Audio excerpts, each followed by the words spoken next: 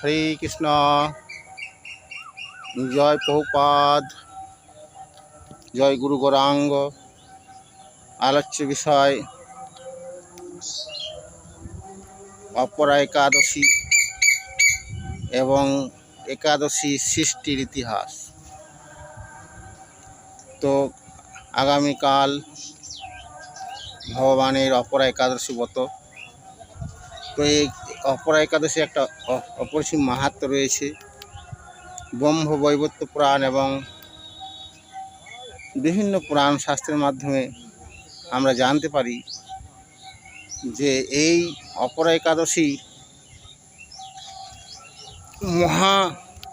মহাপাপ থেকে জীবকে নিষ্কৃতি লাভ দেয়।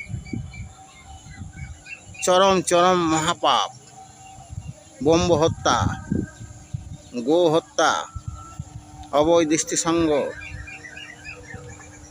এইসব মহাপাপ থেকে সহজেই নিষ্কৃতি লাভ দেয় শুধুমাত্র একটি মাত্র অপরা একাদশী ব্রত যদি কেউ করে।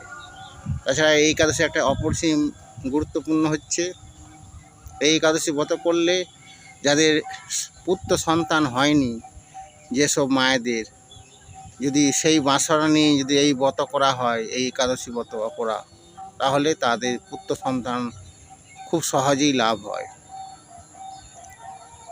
তাই আগামীকাল আপনারা সুন্দরভাবে এই একাদশী ব্রত পালন করুন। এখন একাদশী সৃষ্টি কীভাবে হলো এই জড় জগতে, বিস্তার বা কীভাবে হলো? দেখুন, একাদশী সৃষ্টি একবার ভগবান শ্রীকৃষ্ণ যমালয়ে গিয়েছিলেন। তো যমরাজ তো ভগবানকে দেখে এত আনন্দিত হলেন যে নৃত্য করতে আরম্ভ করলেন এবং ভগবানকে পরে প্রশ্ন করলেন যে, হে প্রভু, আপনি কেন এলেন? আমাকে বলতে পারতেন। তো ভগবান তার সঙ্গে বাক্যলাপ যখন করছেন, সেই সময় ভগবানের কানে কান্নার আর্তনাদ ভগবান শুনতে পেলেন। জোরে জোরে কান্নার আওয়াজ আসছে। তো ভগবান যমরাজকে প্রশ্ন করলেন যে, হে যমরাজ, কান্নার আওয়াজ কোথার থেকে আসছে? তো যমরাজ বললেন, এটা তো নরক থেকে আসছে।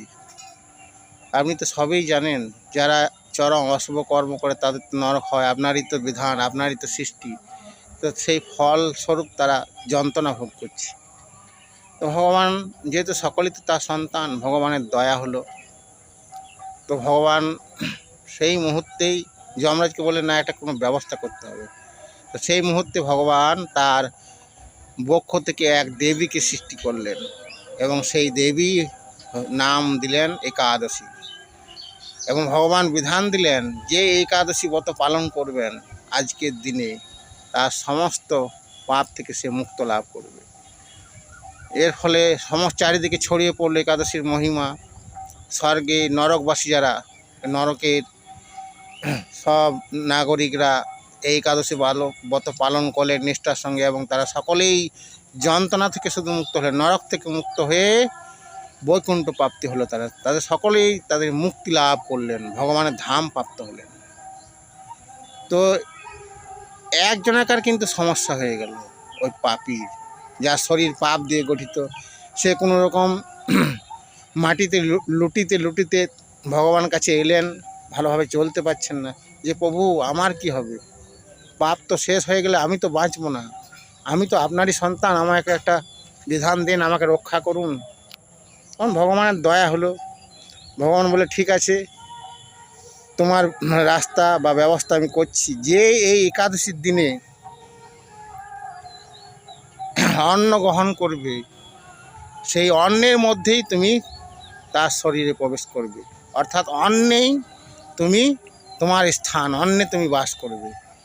তাই একাদশীর দিন অন্ন আহার করলে